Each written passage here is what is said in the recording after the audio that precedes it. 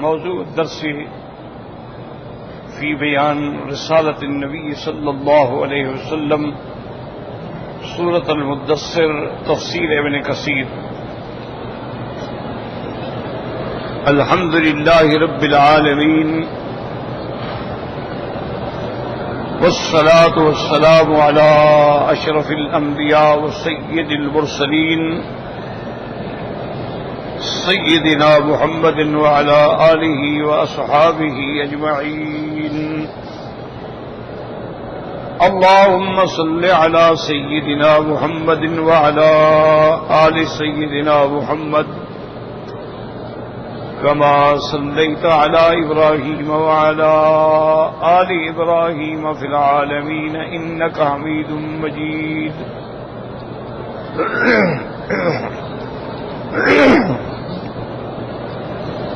أعوذ بالله من الشيطان الرجيم.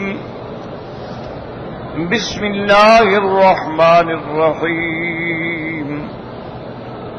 يا أيها المدثر قم فأنذر وربك فكبر وثيابك فطهر والرجز فاهجر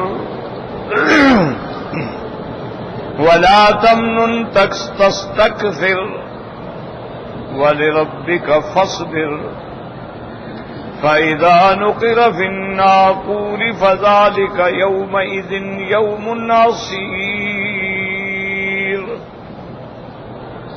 عَلَى الْكَافِرِينَ غَيْرُ يَسِيرٌ.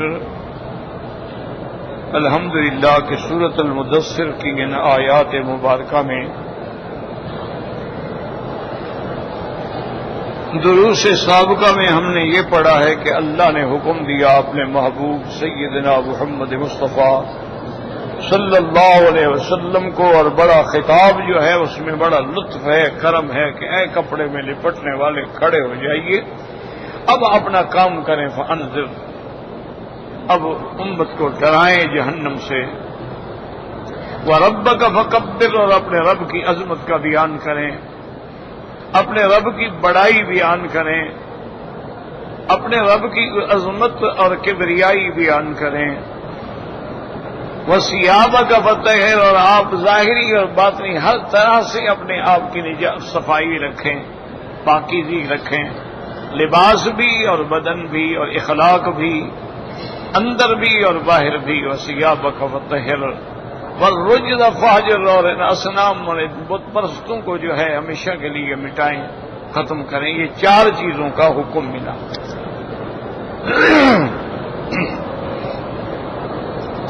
اول کیا ہے؟ انذار. دوسرا کیا ہے؟ تکبیر رب.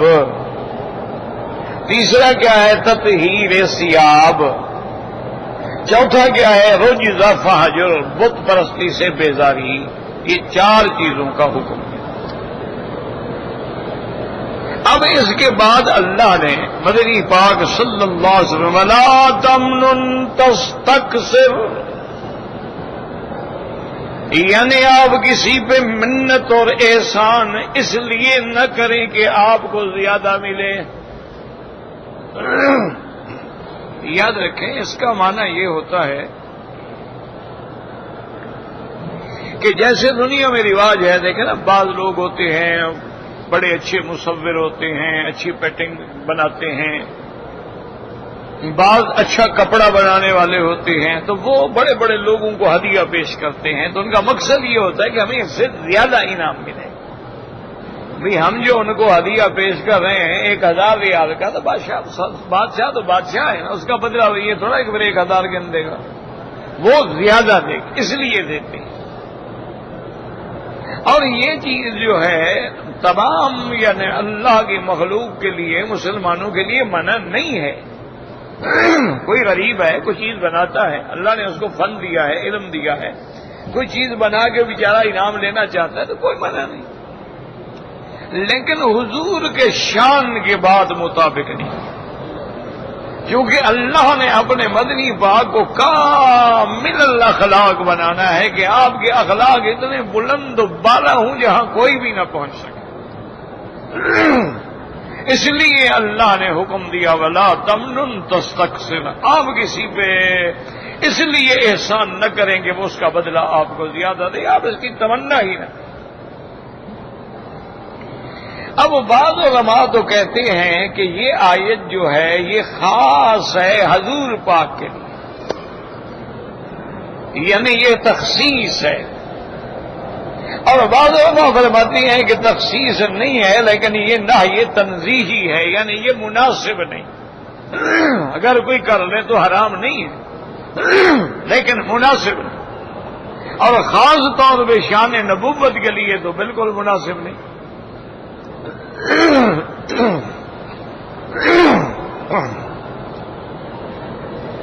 اور بعض علماء فرماتے ہیں بات کو سمجھیں کہ ولا تمنن تستکثر، مانا منت و احسان کے بعد زیادہ کا مطالبہ تمنا نہ کریں، یعنی زیادہ کی بھی نہ کریں تھوڑے کی بھی نہ کریں، درمیان بالکل تمنا کریں ہی نہیں. آپ نے جو کرنا ہے اللہ کے لیے کرنا ہے کہ لا اسألکم علیہ اجرا، اے میری قوم میں تم سے کوئی بدلہ نہیں مانگتا.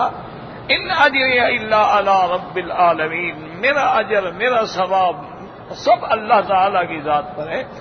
میں تو تمہیں جہنم سے چھڑانے کے لیے آیا ہوں، میں تو اللہ کے لیے تمہیں ڈرانے کے لیے آیا ہوں، مجھے کچھ نہیں چاہیے تم سے.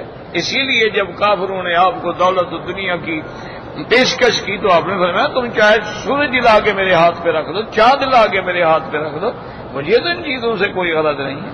تو اس لیے بعض علماء نے فرمایا کہ بظاہر تو لفظ ہے تستکثر، یعنی زیادہ کا مطالبہ نہ کریں، لیکن اصل معنی یہ ہے کہ نہ زیادہ نہ تھوڑا، آپ بالکل یہ توجہ یہ چھوڑ دیں. اور بعض علماء نے اس کے بارے میں ایک اور قول بھی نقل فرمایا ولا تمنن تستکثر، کیونکہ پہلے بڑے کام ہیں، انذار ہے، تطہیر تکبیر رب ہے، تطہیر ثیاب ہے اور تہجیر رجز ہے. یہ بڑے مشقت والے کام ہیں. اللہ نے فرمایا میرا مدنی اللہ کے لیے یہ کام کر کے اللہ پہ احسان نہ کریں. یہ اللہ کے لیے آپ کر رہے ہیں، بس خالص اللہ کی رضا مقصود ہو. یہ نہیں کہ یا اللہ میں نے یہ کیا اور یا اللہ میں نے یہ کیا. ہم نے کیا کیا؟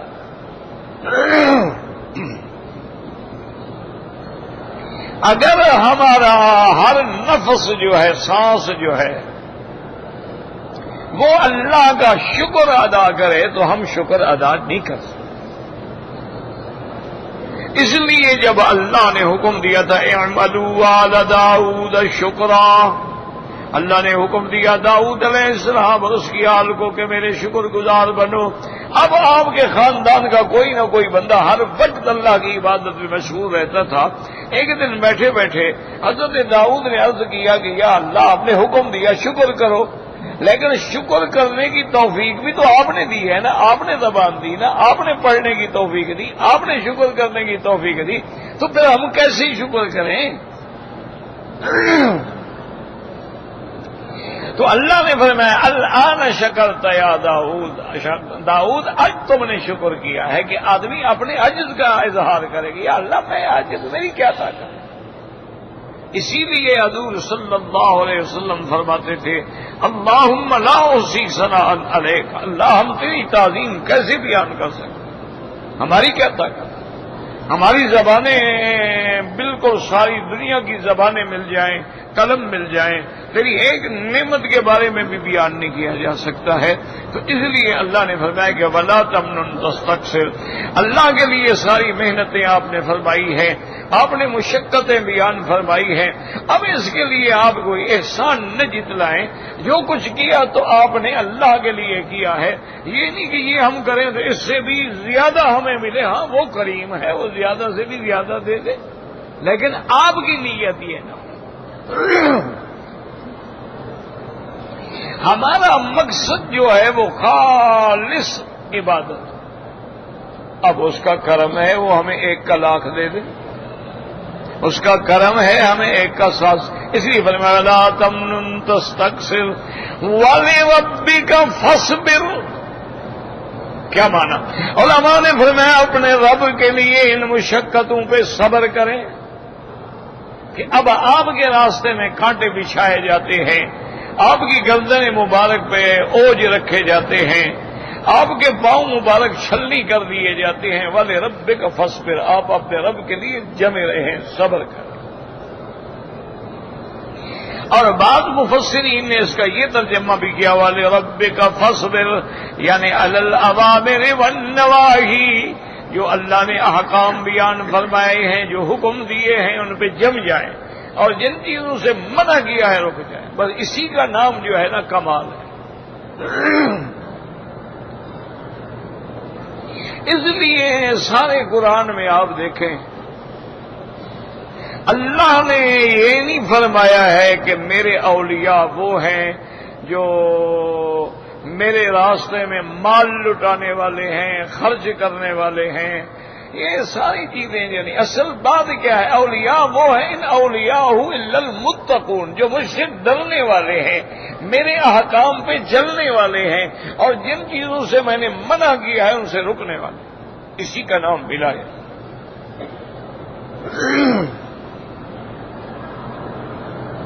اس لیے علماء نے لکھا ہے کہ تم نے اگر مقام ولایت کو حاصل کرنا ہے، کیونکہ یاد رکھو نبوت کا دروازہ بند ہے نا، ولایت کا تو بند نہیں، صدیقیت کا تو بند نہیں، صالحیت کا دروازہ تو بند نہیں، تو اس کا واحد علاج یہ ہے کہ سب سے پہلا تیرا امتحان یہ ہے کہ اپنی نظر کی حفاظت کرو، یہ غیر محرم پہ نہ پڑے۔ ٹھیک ہے، اتفاق ہے پڑ گئی، جھکا دو، اتفاق ہے پڑ گئی، اور کرو یا اللہ تیرے گھر کے مہمان ہیں، میری بہن ہے، میری بیٹی ہے، میری ماں ہے۔ تو جب تم نظر کو بچا لو گے نا، تو بس یہ نظروں کا بچانا جو ہے نا، اتقا جو ہے، یہی دلیل ولایت ہے، اب تم ولی بن جاؤ۔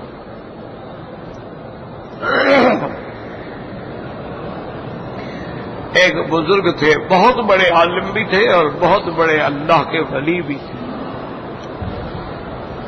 وہ فرماتے تھے اپنے شاگردوں سے کہ بھئی تم ولی بننا چاہتے ہو؟ انہوں نے کہا جی کون نہیں چاہتا، ہر آدمی چاہتا ہے۔ انہوں نے کہا دو باتیں یاد رکھو، ایک تو اللہ کے فرض نہ چھوڑے کرو، نماز فرض ہے ہر حال میں پڑھو، حضور پاک کی سنت پہ عمل کیا کرو، پر میں صرف اتنا کر لو مسواک کی سنت پہ عمل کر لو، یہ تو مشکل نہیں، سیڑھیاں اترنے لگو تو کہو سبحان اللہ، یہ تو مشکل نہیں، چڑھنے لگو تو کہو اللہ اکبر، یہ تو مشکل نہیں، اور غیر محرم سے، ان بے وفا حسیناؤں سے، ان لیلاؤں سے اپنی نظر کو بچا لو، بس تم اللہ کے ولی بن جاؤ گے، بڑا مسئلہ ہی کوئی نہیں۔ پر میں چھوٹی چھوٹی چیزیں ہیں، لیکن مسواک کرنا ہے کیا مشقت ہے؟ اچھا آپ سیڑھیاں چڑھ رہے ہیں تو آپ کہتے ہیں سبحان اللہ، اللہ کی ذات جو ہے پستی سے پاک، آپ بلندی پہ جا رہے ہیں آپ کہتے ہیں اللہ اکبر، اصل بڑائی اللہ کے لیے، یہ کیا اونچائی ہے؟ مقام عرش تو اللہ کے لیے۔ اور دوسری بات یہ ہے کہ فرائض اللہ پہ پابندی، اور خاص طور پہ غیر محرم عورت پہ نظر ڈالنے سے اپنے آپ کو بچا لو تو ولی بن جاؤ۔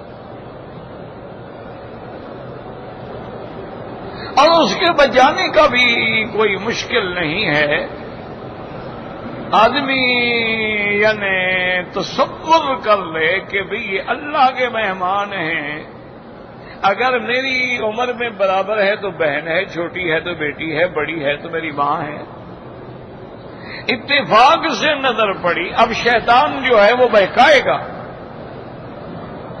آپ کو آمادہ کرے گا، لیکن اس کی مخالفت کر کے نفس کو مار دینا جو ہے، اپنے نفس کو کنٹرول کر لینا جو ہے، یہی ولایت۔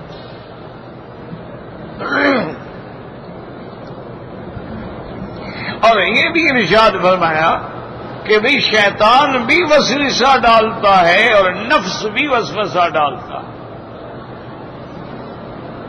شیطان جو ہے وہ فوسوس لہما الشیطان، شیطان نے آدم و حوا کے دل میں وسوسہ ڈالا، اسی طرح قل اعوذ برب الناس ملک الناس الہ الناس من شر الوسواس الخناس الذي يوسوس في صدور الناس من الجنة والناس. يوسوس شیطان وسوسہ ڈالتا اور نفس بھی وسوسہ ڈالتا.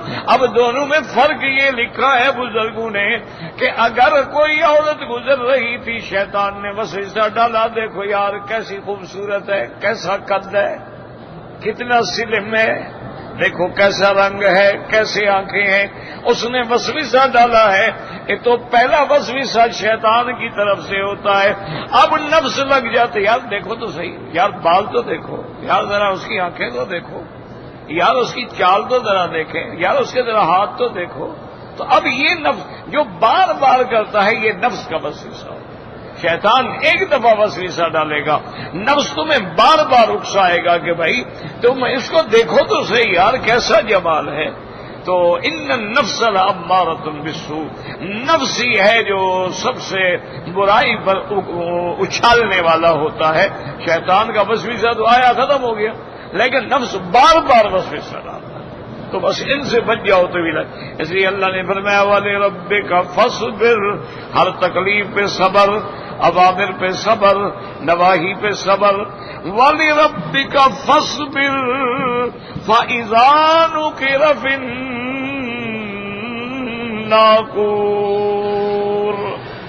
یاد رکھو نوکیرا نقل، نقل کا معنی ہوتا ہے آواز، جیسے کسی چیز کو ایسے مارے نا، کھٹکھٹانا، یوں سمجھنا، کھڑکھڑانا، کھٹکھٹانا یہ ہوتا ہے اصل میں نقل.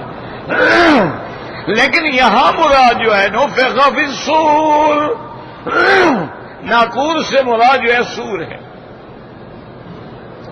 اور وہ سور جو ہے حدیث مبارک میں آتا ہے قرن ينفخ، ایک بہت بڑا سینگ ہے.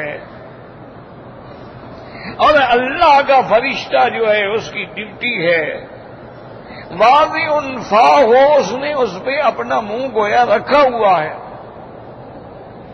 رافع بصرہ الی السماء، آسمان کی طرف نظریں اٹھائی ہوئی ہیں. متی یؤمر ینفخ، کہ کب حکم ہوتا ہے کہ مجھے حکم ملے گا کہ پھونک مارو، میں پھونک ماروں. اور نفخات جو ہیں یاد رکھو یہ دو ہوں گے. ایک دفعہ سور پھونکا جائے گا تو سارا نظام عالم ختم ہو جائے گا.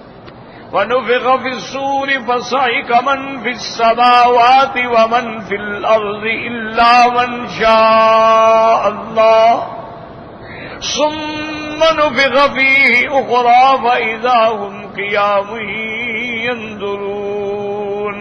پہلے نفخے سے سب کچھ ختم. اب جب دوسرا نفخہ پھونکا جائے گا تو سب اپنی اپنی قبروں سے کھڑے ہو جائیں گے اور ان کے درمیان 40 سال کی مدت ہوگی.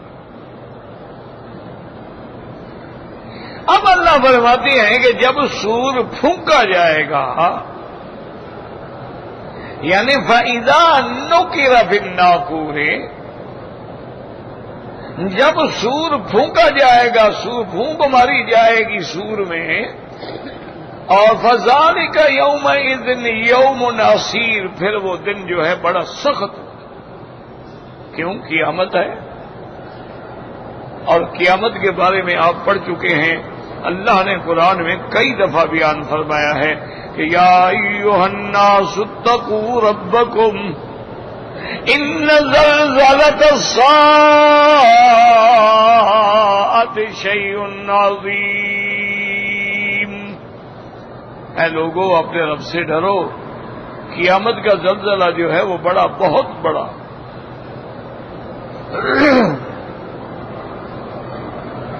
یوم ترونها تذع كل مرضعة عما ارضعت، وہ ایسا دن ہوگا کہ دودھ پلانے والی اپنے بچے کو پھینک ڈالے گی. وتضع كل ذات حمل حملها، حملہ کے حمل گر جائیں گے.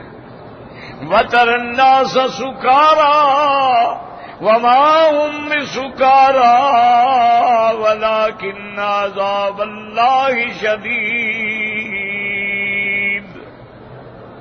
اور آپ دیکھیں گے کہ لوگ ایسے آنکھیں کھلی ہیں، پھٹی ہیں، بدہوش بیٹھے ہیں، معلوم ہوگا جیسے نشے میں بیٹھے ہو. نشہ نہیں، عذاب کی دہشت. اور اسی طرح کی اللہ پاک نے فرمایا لا اقسم بیوم القیامت ولا اقسم بالنفس اللوامہ. قیامت کی اللہ نے قسم کھائی ہے. اور کہیں اللہ نے فرمایا ان الساعۃ آتیۃ لا ریب فیہا.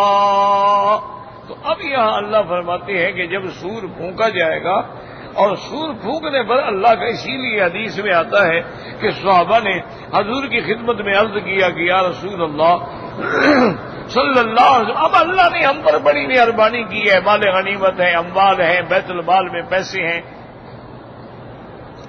تو اگر آپ اجازت دیں تو ہم آپ کے لیے ایک اعلیٰ لباس بنائیں. کم از کم باہر کے جب وفد آتے ہیں اس وقت تو اچھے کپڑے آپ پہن لیں. کیونکہ حضور تو بالکل سادہ لباس تھا. حضور پاک نے سادہ لباس، یا تو 2 چادریں یا چادر اور قمیص، سر پہ ٹوپی مبارک، اس کے اوپر پگڑی ہوا، اور وہ بھی عام سادہ کپڑا، نہ کوئی ریشم ہے اور نہ اس میں کوئی چمک ہے، اور بعض اوقات تو پھٹا ہوا ہے اور ٹاکیاں بھی لگی. تو حضور پاک نے فرمایا اللہ کے بندے ہیں، فرشتے نے تو سور پہ منہ رکھا ہوا ہے، پتہ نہیں کب قیامت قائم ہو جائے، تو پھر کیا فائدہ پیسے خرچ کر کے لباس کا، پتہ ہی کوئی نہیں قیامت کب آنے والی. اور یہ بھی یاد رکھو جب انسان مر جاتا ہے اس کی قیامت تو اسی وقت ہو جاتی ہے. من مات قامت قیامت. اصل قیامت تو چلو اللہ عالم کب آئے گی، لیکن جو مر گیا اس کی قیامت تو ہو گئی. اب تو قیامت کو اٹھے گا نا. تو اس لیے اللہ نے فرمایا فذالک یومئذ یوم عصیر. وہ دن بڑا شدید ہوگا، علی الکافرین غیر یسیر. کافروں پہ وہ ہرگز آسان نہیں ہوگا. اب سمجھیں اس آیت کے ترجمے میں، اس میں مفسرین نے 2 قول بیان کیے.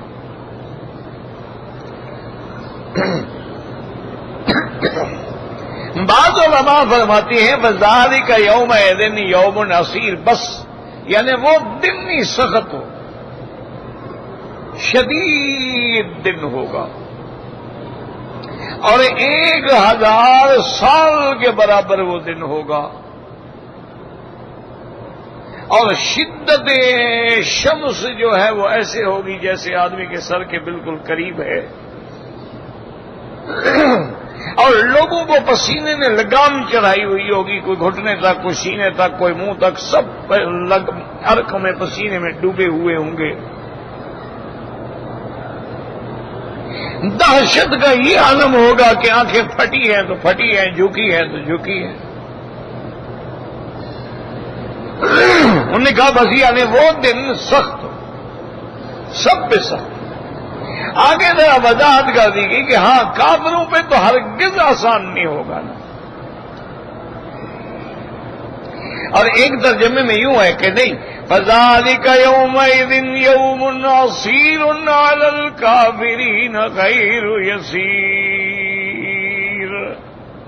انہوں نے کہا کہ یہ اسی کی تاکید ہے کہ دن سخت ہوگا، کافروں میں تو کوئی نرمی ہی نہیں ہوگی نا، مانے یہ ہے کہ بہت سختی ہو. تو اس لیے جیسے آدمی کہتا ہے بھائی یہ چیز جو ہے نا بڑی سخت ہے یار، اس میں نرمی نہیں ہے، تو اصل اسی شدت کو بیان کیا جا رہا ہے. اور بعض علماء نے اس سے ایک اور نقطہ بھی نکالا ہے. انہوں نے فرمایا اللہ فرماتے ہیں علی الکافرین غیر یسیر، کافروں پر آسان نہیں ہوگا. تو اس کا معنی یہ ہے کہ ان کے مقابلے پہ تو مومن ہے، یعنی مومن پہ تو آسان ہوگا نا. جب کافروں پہ آسان نہیں ہوگا کیا معنی تو مومنوں پہ آسان ہوگا.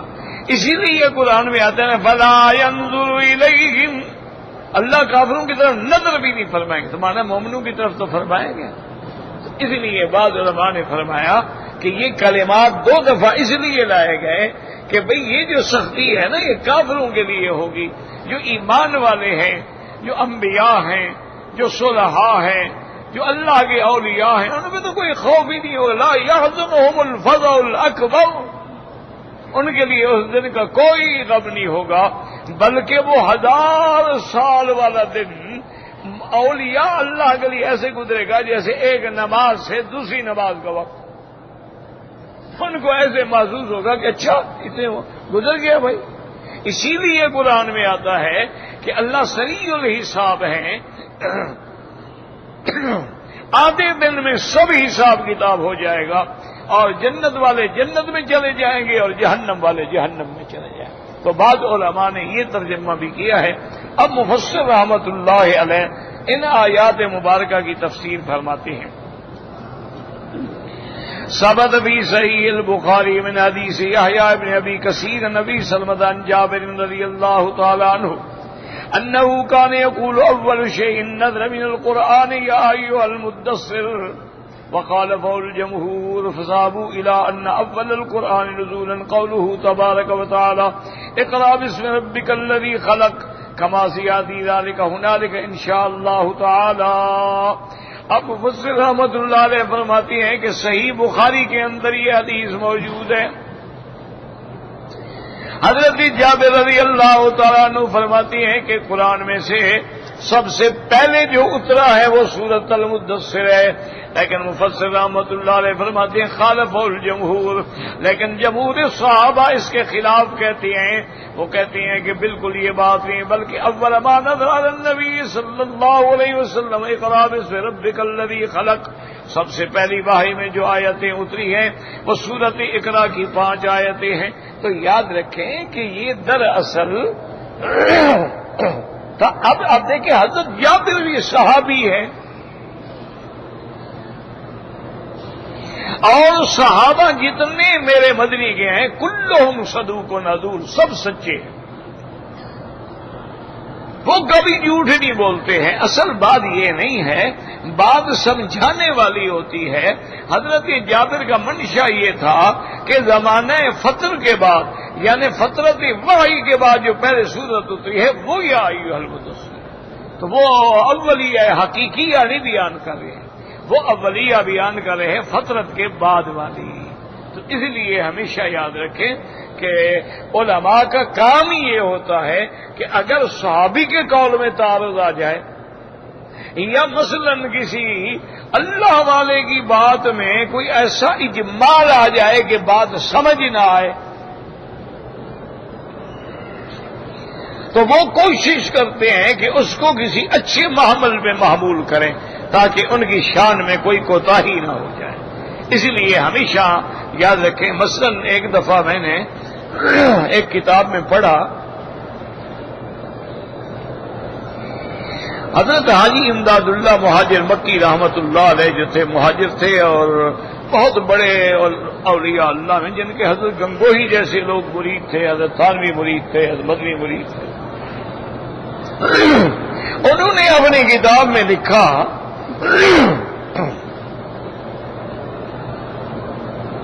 کہ معرفت باری تعالی پر شخص حرام است، اس بندے کو اللہ کی معرفت حاصل ہی نہیں ہو سکتی جو اپنے آپ کو کافر سے بہتر سمجھے۔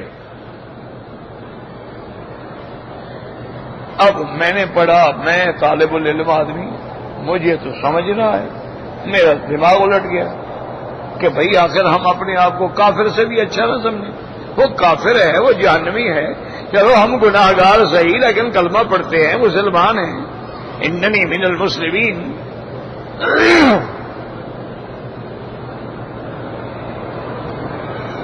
تو میں بڑا پریشان ہوا کہ یار یہ اتنے بڑے بزرگ ہیں اور اتنے بڑے بڑے علماء کے پیر ہیں، یہ کیا کہہ گئے ہیں؟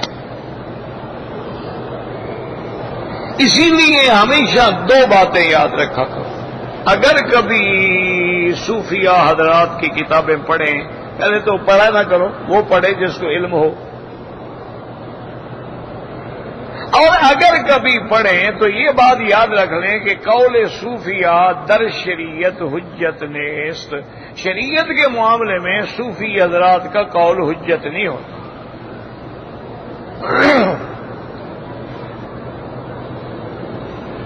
کیوں؟ اس کی وجہ ہے کہ وہ اپنے عشق میں ڈوبے ہوئے ہوتے ہیں، کوئی بات نکل گئی منہ سے تو وہ شریعت نہیں بن جاتی۔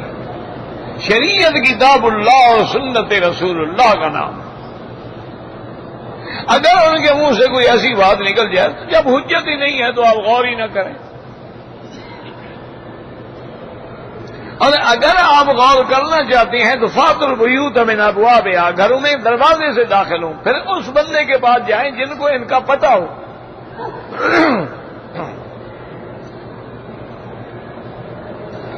میں نے رات کو حضرت والد صاحب رحمت اللہ علیہ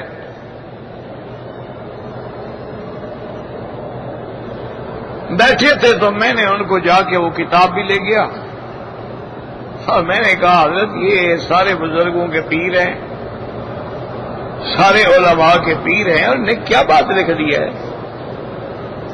میں کیا بات ہے؟ میں نے کہا یہ لکھا ہے بھی کافر سے اپنے آپ کو بہتر نہ سمجھو ورنہ اللہ کی معرفت حاصل نہیں ہوگی۔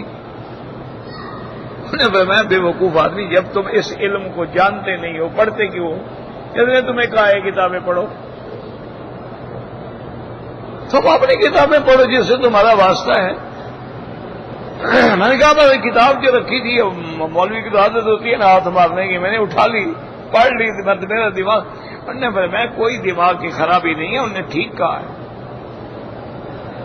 میں نے کہا کیا ٹھیک ہے؟ انہوں نے کہا مولوی صاحب مجھے یہ بتاؤ اللہ اس بات پہ قادر ہے کہ تمہیں کافر کر دے؟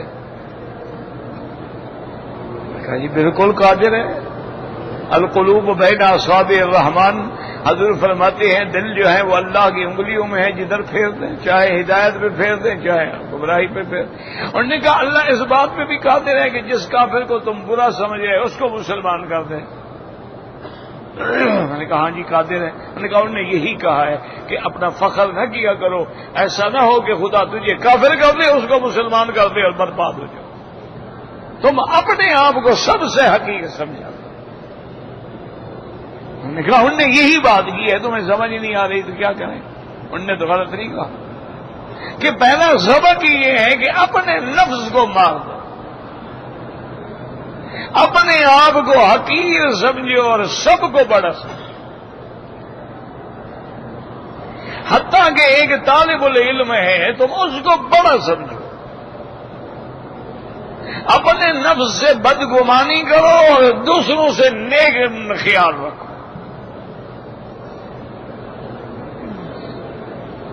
اپنا شک ہو یار میں نے نماز تو پڑھی ہے پتہ نہیں کیسی ہے، یار ماشاءاللہ دیکھو کیسے خوبصورت نماز پڑھتا ہے،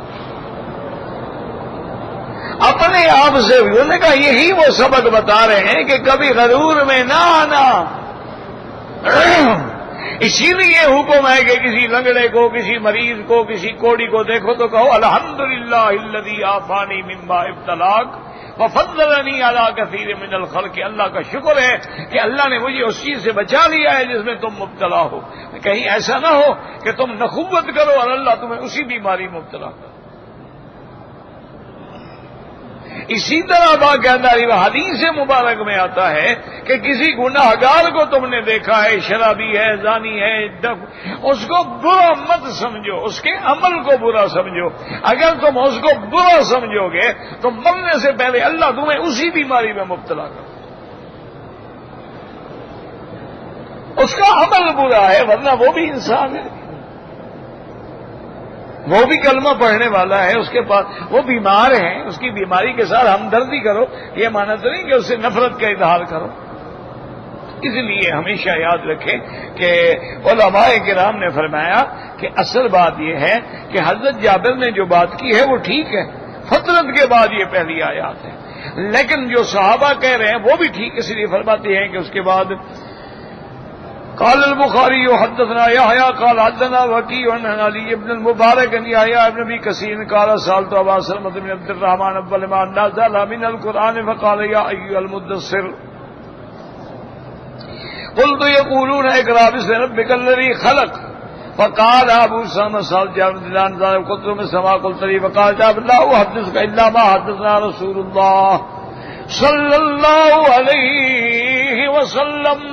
وہ فرماتی ہیں کہ میں نے کہا کہ حضرت آپ کیسے کہتی ہیں؟ صحابہ تو یہ کہتی ہیں کہ پہلی آیات اقرا بسم ربک الذی خلق ہیں. انہوں نے فرمایا میں اپنی طرف سے تو نہیں کہتا، میں تمہیں حدیث بیان کرتا ہوں جو حضور پاک سے ہم نے سنی ہے. آپ نے فرمایا جا وضو بحراء، میں غار حراء میں رہتا تھا. فلما قضیت جواری، جب میرا وہاں رہنے کے دن پورے ہو گئے، حبت تو میں نیچے اترا، فنودی تو آواز آئی، فنظرت عن یمینی فلم ارى شیئا ونظرت عن شمالی فلم ارى شیئا نظرت امامی فلم شیئا نظرت خلفی فلم ارى شیئا. آواز دیا گیا اور میں نے جب دائیں دیکھا تو کوئی نظر نہیں آیا، بائیں دیکھا تو کوئی نظر نہیں آیا، آگے دیکھا تو کوئی نظر نہیں آیا، پیچھے دیکھا تو کوئی نظر نہیں آیا، لیکن آواز آئی. فرفعت رأسی فرأیت شیئا، اور فرماتے ہیں کہ پھر میں نے اپنے سر کو جب اٹھایا تو میں نے دیکھا فاتحت خدیجہ. اصل ایک حدیث میں آتا ہے کہ میں نے دیکھا کہ ایک کرسی ہے اور اس پہ اللہ کا فرشتہ بیٹھا ہے جو مجھ پر پہلے وحی لے کے آیا تھا. فاتحت خدیجہ قدسرونی وصبوا علی امان باردن. میں گھر میں آیا اور میں نے بی بی خدیجہ سے کہا کہ میرے اوپر پانی بھی ڈالے اور مجھے کپڑے بھی ڈالے. قال مدثرونی وصبوا علی امان باردن. قال فنظرت یا ایها المدثر قم فانذر ربک فکبر. وهكذا ساق من هذا الوجه. اس حدیث میں یہ سیاق ہے. وقد رواه مسلم من طریق عقیل بن شهاب بن ابي سلمة قال اخبرني جابر بن الله انه سمع رسول الله صلى الله عليه وسلم يحدث عن فضل الوحي فقال في حديثه فبينما انا امشي. اس حدیث میں جو امام مسلم رحمۃ اللہ علیہ نقل فرمائی ہے اس میں حضور فرماتی ہیں کہ میں چل رہا تھا اس سمے تو صوتا من السماء، آسمان سے آواز آئی. فرفعت بصری قبل السماء، میں نے اپنی نظریں آسمان کی طرف اٹھائیں. فاذا الملك الذي جاءني بحراء، میں نے دیکھا کہ یہ وہی فرشتہ ہے جو میرے پاس غار حراء میں آیا تھا. تو آپ یہ سمجھے کہ وہ وحی پہلے تھی نا، یہ فرشتہ وہاں بھی آیا تھا، اب بھی آ رہا ہے. تو صاف بات ہے کہ وہ غار حراء والی بات جو ہے وہ پہلے ہے. کہا اس کے بعد فرماتے ہیں فإذا الملك الذي جاءني بحراء قائد على كرسي بين السماء والأرض. وہ ایک کرسی پہ بیٹھے ہیں جو آسمان اور زمین کے درمیان میں معلق ہے. فجسست منه، مجھ پہ اتنا خوف طاری ہوا حتی حویت الى الارض، میں زمین پہ بیٹھ گیا. فجئت الى اہلی، اس کے بعد میں گھر آیا. فقلت زملونی زملونی فزملونی، مجھ پہ کپڑا ڈالو کپڑے ڈالو، انہوں نے کپڑا ڈال دیا. فانزل اللہ یا ایھا المدثر قم فانذر الى فاجر. قال ابو سعد رضی اللہ عنہ ثم حمل وحی وتتابع لفظ البخاری. آپ فرماتی ہیں جس سے مراد جو ہے اوسان ہے. اس کے بعد فرماتی ہیں کہ ثم حمل وحی، اس کے بعد پھر وحی جو ہے گرم ہو گئی، یعنی متتابع. اب پھر وحی پھر برابر وحی آتی نہیں بس. وهذا لفظ البخاری وهذا السياق المحفوظ وهو يقضي وهو يقتضي. اب مفسر رحمۃ اللہ علیہ فرماتی ہیں کہ یہ سیاق زیادہ محفوظ ہے اور اس کا تقاضا یہ ہے انه قد نزل الوحي قبل هذا لقوله، کہ آپ سے پہلے وحی اتر چکی ہے کیونکہ آپ نے فرمایا فإذا الملك الذي كان بحراء، وہ فرشتہ تھا جو مجھ پہ حراء میں آیا، وهو جبریل. حين أتاه بقوله اقرأ باسم ربك الذي خلق الإنسان من علق. اقرأ وربك الأكرم الذي علم بالقلم علم الإنسان ما لم يعلم. ثم إنه حصل بعد هذا فترة، پھر زمانہ وحی رک گیا.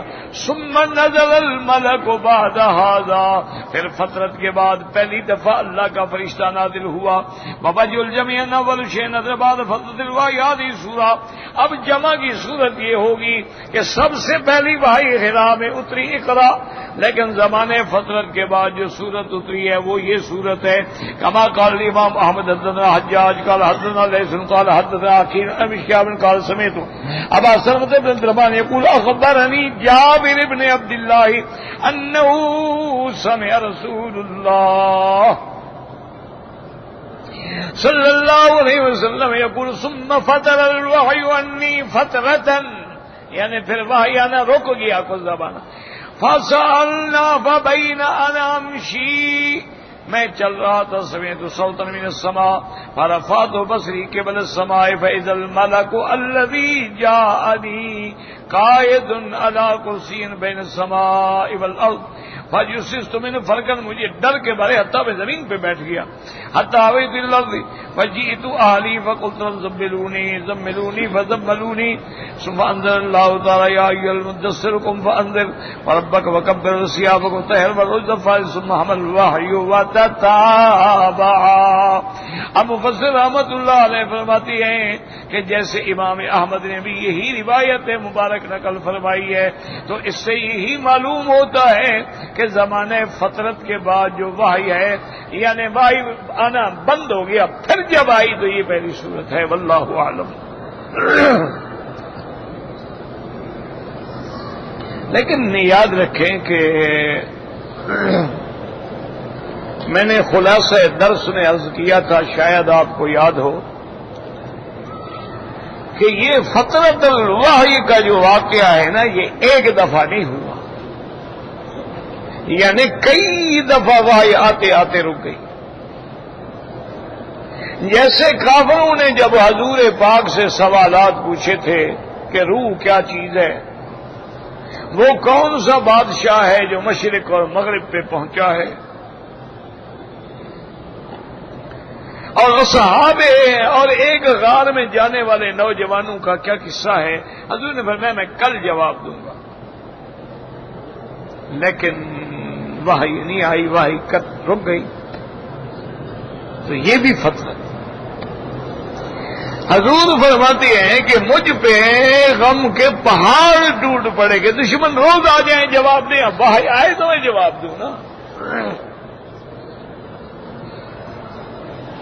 اور کئی دن تک میری یہ کیفیت ہوتی تھی، میں پہاڑوں پہ چڑھ جاتا تھا اکیلا، پھر اداسی کی وجہ سے واپس آتا، کبھی دل میں خیال آتا کہ میں اپنے آپ کو گرا دوں، دشمن کو کیا جواب دوں۔ اسی زمانے فطرت کے بعد جبریل آئے تو انہوں نے آ کے وہ آیات مبارک وَلَا تَقُولَنَّ لِشَيْءٍ إِنِّي فَاعِلٌ ذَلِكَ غَدًا إِلَّا أَن يَشَاءَ اللَّهُ۔ اللہ کے نبی، آپ نے یہ کیوں نہیں کہا تھا کہ انشاءاللہ میں کل جواب دوں گا؟ آپ نے انشاءاللہ نہیں کہا، ہم نے وحی روک دی۔ پھر صورت کہف آئی، حضور پاک نے دشمنوں کو ہر بات کا جواب دیا، تو یہ بھی زمانہ فطرت تھا۔ اسی طرح پہلی صورت اقرأ باسم ربک الذی خلق کے بعد جو ہے پھر یا ایھا المزمل ہے۔ اسی لیے حدیث میں آتا ہے، میں نے کہا زملونی زملونی زملونی۔ اب اس کے بعد فطرت ہے، پھر نازل ہوئی کہ یا ایھا المدثر قم فانذر وربک فکبر وثیابک فطہر۔ تو ساری حدیثوں کو تھوڑا سا سمجھنے کے لیے دماغ پہ زور دیا گیا۔ اچھا، ایک بات آپ میں چھوڑ دیتا ہوں، ماشاءاللہ آپ ہمت کریں، جوان آدمی ہیں، ڈھونڈیں۔ اب ہم تو بھائی تھک گئے نا، اب وہ ہمت بھی نہیں رہی اور زور بھی نہیں رہا،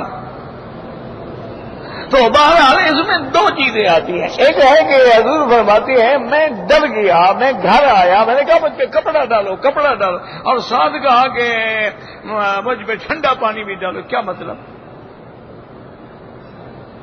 کپڑا ڈالنے کا معنی ہوتا ہے کہ مجھے سردی لگ رہی ہے کپڑا ڈالو، اور اگر سردی لگ رہی ہے ٹھنڈا پانی ڈالنے کا کیا مطلب؟ یہ اس کو ذرا سمجھ لینا، پھر میں مانوں گا کہ تم حدیث سمجھتے ہو انشاءاللہ۔ حدیث پڑھ لینا بڑا آسان ہے، آج دو حدیثیں پڑھ لیتے ہیں مولوی بن جاتے ہیں، ساری زندگی بھی پڑھتے رہو تو یہ اتنا بڑا دریا ہے، ختم نہیں ہو سکتا۔ دیکھو نا، اب آپ کہہ رہے ہیں کہ بھی میں حتیٰ کہ ایک حدیث میں کہ باقاعدہ میں کانپ رہا تھا، کب کبھی تاری ہو گئی، اس پر تو بات ٹھیک ہے، ابھی کپڑا ڈال دو تاکہ اس طرح سے ہمیں سردی لگتی ہے، ہم کہتے ہیں بھی کپڑا ڈالو کپڑا ڈالو اور کپڑا ڈالو اور کپڑا، پھر ٹھنڈا پانی کا کیا مطلب؟ کوشش کریں۔ نہ سمجھ آئی تو پھر فقیر عرض کرے گا اچھا ریاض نہیں ہے، ریاض ہے، اس سے آنے والے کے لیے عمرہ ضروری ہے، بالکل ضروری ہے۔ ریاض سے جب آئے گا تو میقات سے تجاوز کرے گا، اور اس کا میقات جو ہے وہ طائف کے راستے میں ہے، الہدا سے آئے یا سیل سے آئے، کرن المنازل اس میقات کا نام۔ ہاں کوئی ڈیوٹی ہے، ڈرائیور ہے، مجبوری ہے، ٹرالر چلاتا ہے، آتا جاتا ہے، اس کے لیے کوئی ضروری نہیں۔ اور اگر حج کرے گا تو کہتا ہے کہ صفا مروہ دوڑے گا، یار عقل کی بات ہے کہ تھوڑا سا خود بھی عقل استعمال کر لیا کرو، عمرے میں دوڑے گا حج میں نہیں دوڑے گا، عجیب بات ہے بھئی۔ جب عمرہ کرتے ہو اس میں بھی طواف ہے اور صفا ہے، حج میں کیوں نہیں ہوگی؟ حج میں بھی طواف بھی ہے، صفا مروہ بھی ہے۔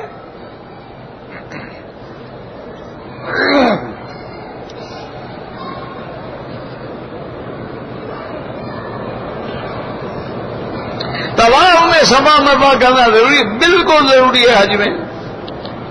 افضل یہ ہے کہ طواف زیارت کے بعد کی جائے، اور اگر کوئی آدمی بوڑھا ہے، ضعیف ہے، کمزور ہے، اگر وہ لوگ 8 کو یا 7 کو حج کی نیت کر کے 2 رکعت پڑھ کے احرام باندھ کے آگے طواف کر لیں اور پھر صفا مروہ بھی دوڑ لیں تو واپسی پہ صرف طواف کریں گے، صفا نہیں دوڑیں گے۔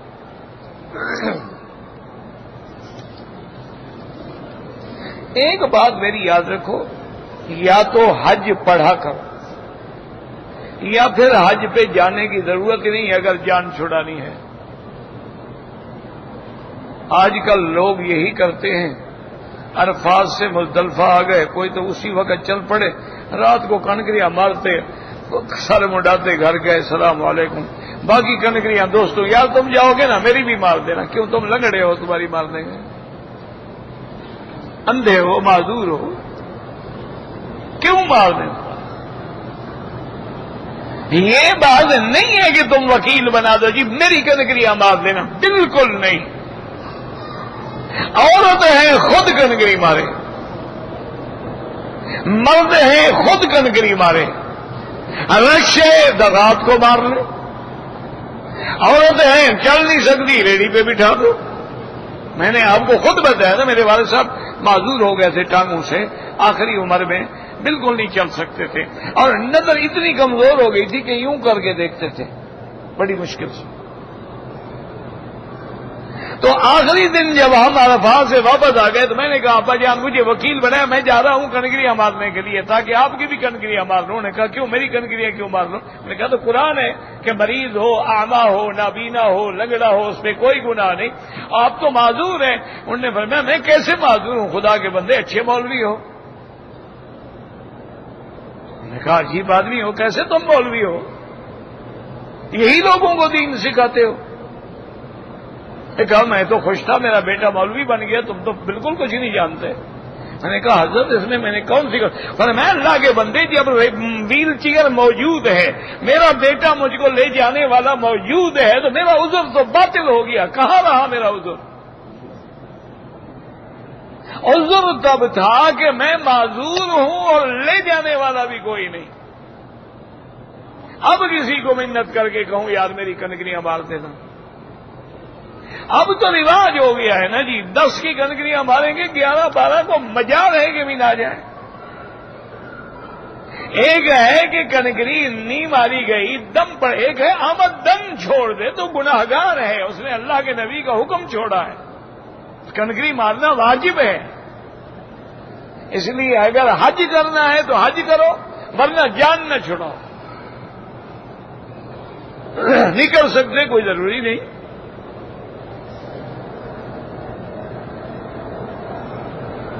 مکے میں رہنے والوں کا حج افراد ہوگا، وہ اپنے گھر سے نیت کریں چلے جائیں، طواف کرنا چاہتے ہیں کر لیں ورنہ چلے جائیں۔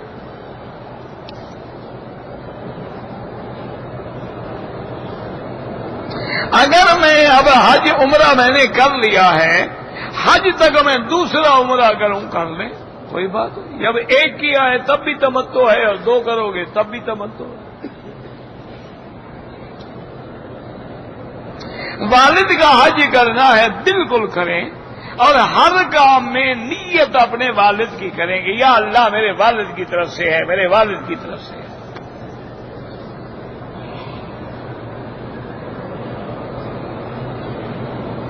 مجھے حج بدل کے لیے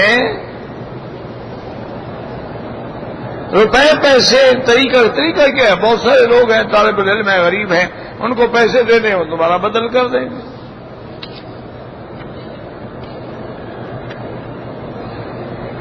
عرفات کے دن ظہر اور عصر کی نماز کوشش کریں کہ وہاں امام کے پیچھے پڑھیں، اور وہ جمع پڑھائیں گے، ظہر اور عصر دونوں کو ملا کے پڑھائیں گے، ظہر میں 2 رکعت اور عصر میں بھی 2 رکعت۔ افضل یہ ہے کہ جھگڑوں میں نہ پڑھو اور امام کے پیچھے پہنچو۔ اگر کوئی آدمی، چونکہ اتنا بڑا اجتماع ہوتا ہے 30 لاکھ کا، بہرحال ہر آدمی تو مسجد جا نہیں سکتا، ہر مسجد جائے تو واپسی بھی اس کو خیمے ہی نہیں ملتے بیچارے کو، تو پھر ہر کیمپ میں جماتے ہوں۔ اور اگر تم اپنے حنفی مسلک پر متشدد ہو تو وہ فرماتے ہیں کہ اگر امام کے پیچھے نہیں پہنچ سکا ہے، اپنی پڑھ رہا ہے تو پوری نماز پڑھے۔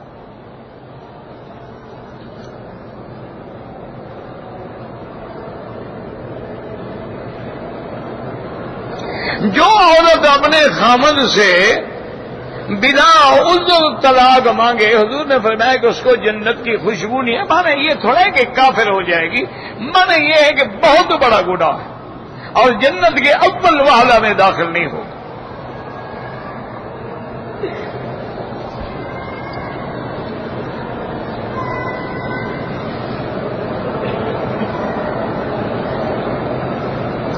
میرا بھانجا بھی اللہ ہر بیمار کو شفا عطا فرما۔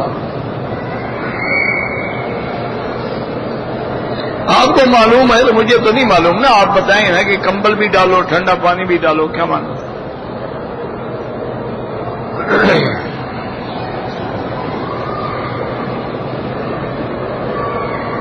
میری والدہ بیمار ہے، اللہ سب کو شفا عطا فرما۔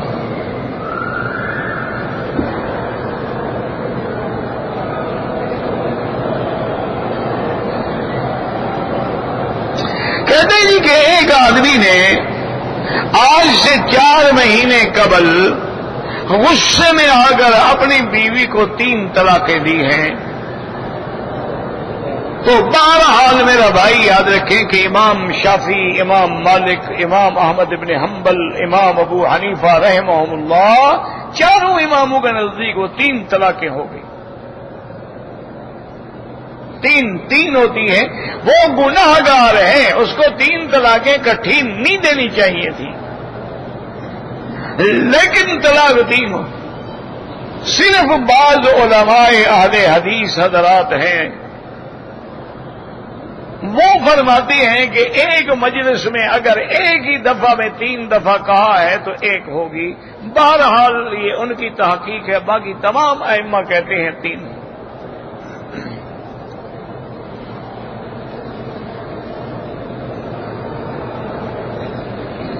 بھائی اللہم استر امت کے ساتھ ہے، کوئے کے ساتھ نہیں ہے۔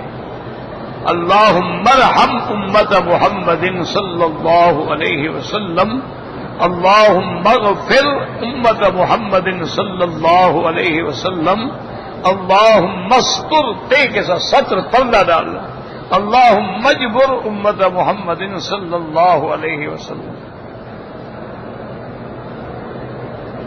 میں مکے میں رہنے والا ہوں، میں اپنی والدہ کا حج بدل کرنا چاہتا ہوں۔ بھئی بات سنو، سمجھو، اصل میں مشکل یہ ہے کہ ایک تو سمجھنے کی کوشش ہی نہیں کرتے نا، اب اس کا کیا علاج؟ افضل یہ ہے کہ حج کی کتاب لے لو، ہر مسلک میں کتابیں حنفی، شافعی، مالکی، حنبلی سب موجود ہیں۔ کسی الجھن میں نہ پڑے، اپنے مسلک کی کتاب لے لیں اور اس میں حج اور عمرے کے مسائل کو بار بار بار بار بار بار پڑھیں، اور پھر بھی جہاں سمجھ نہ آئے نشان لگا، اس کو کسی عالم سے جا کے سمجھ لیں، انشاءاللہ کبھی آپ کا حج غلط نہیں ہوگا۔ حج بدل کا معنی میں کئی چیزیں دیکھنی پڑتی ہیں. جس کا آپ حج بدل کر رہے ہیں اس پہ حج فرض تھا کہ نہیں تھا؟ اور اگر فرض تھا مرنے کے وقت وصیت کر گیا کہ نہیں کر گیا؟ اور اس نے مال چھوڑا کہ نہیں چھوڑا؟ یہ ساری چیزیں دیکھنی پڑتی ہیں. ایک یہ ہے کہ والدہ ہے، والد ہے، غریب تھے، ان پہ حج وج کوئی فرض نہیں تھا، تو نفلی حج کا تو کوئی مسئلہ ہی نہیں ہے. آپ مکے سے جب احرام باندھیں، ان کی نیت کر لیں، حج کر لیں، ان کو حج کا ثواب ملے گا. ایک ہے کہ ان پہ حج فرض تھا اور انہوں نے ادا نہیں کیا، تو افضل یہ ہوتا ہے کہ جس جگہ کے وہ رہنے والے ہیں وہاں سے آدمی بھیجیں جو آگے اس کے لیے حج کریں. اور وہ آدمی بھی ایسا ہو جو پہلے اپنا حج کر چکا ہو اور حج بھی حج افراد کرے. اگر وہاں سے آپ کو آدمی نہیں مل سکتا ہے تو کم از کم یہ کریں، مثلا مدینہ منورہ میں کسی دوست کو پابند کریں، وہ میقات ہے مدینہ منورہ، وہ وہاں سے احرام حج افراد کا باندھ کے آ کے بدل کریں اور اس کو آپ خرچہ ادا کر دیں.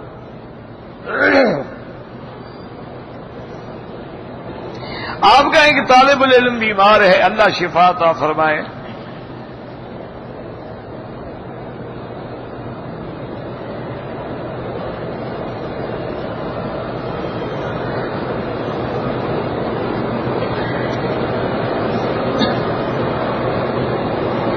بہرحال میں نے تو ایسا کوئی مولوی نہیں دیکھا ہے اہل حدیث میں سے، میں نے نہیں دیکھا جو شیعہ کو ٹھیک کہتا ہو. اللہ عالم، کوئی آپ نے دیکھا ہے تو اللہ اس کو ہدایت دے. بھائی ورنہ تو سب اہل حدیث ہے، کون اہل حدیث نہیں ہے یار؟ حنفی بھی اہل حدیث ہے، شافعی بھی اہل حدیث ہے، مالکی بھی اہل حدیث ہے. سب کا عمل تو قرآن و حدیث بھی ہے، تو اہل حدیث تو اسی کو کہتے ہیں. کوئی ایک امام بھی یہ نہیں کہتا کہ حدیث مبارک موجود ہو، حدیث کو چھوڑ کے میری بات پہ عمل کرو، کوئی بھی نہیں کہتا. اب اگر تمہیں حدیث سمجھ ہی نہ آئے تو اماموں کا قصور تو نہیں ہے.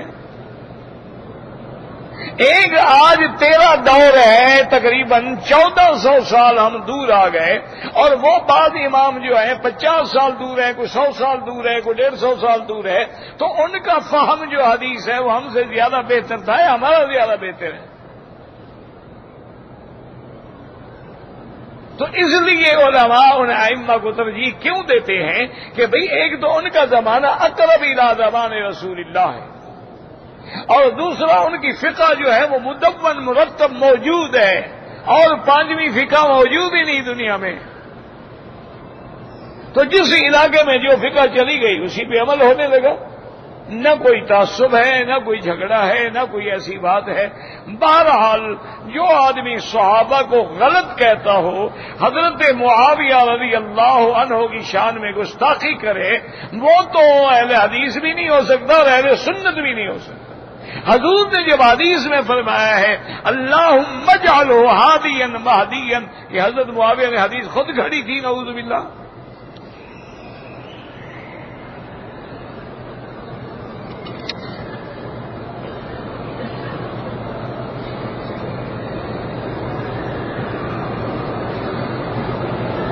اگر آپ نے شوال میں بھی عمرہ کیا ہے اور اب آپ نے حج کرنا ہے تو آپ کو ایک بکری لازم دینی ہوگی. امام شافعی اور امام احمد بن حنبل رحمت اللہ علیہ کے نزدیک آپ کا تمتع ہے اور آپ کو تمتع کی بکری دیں گے.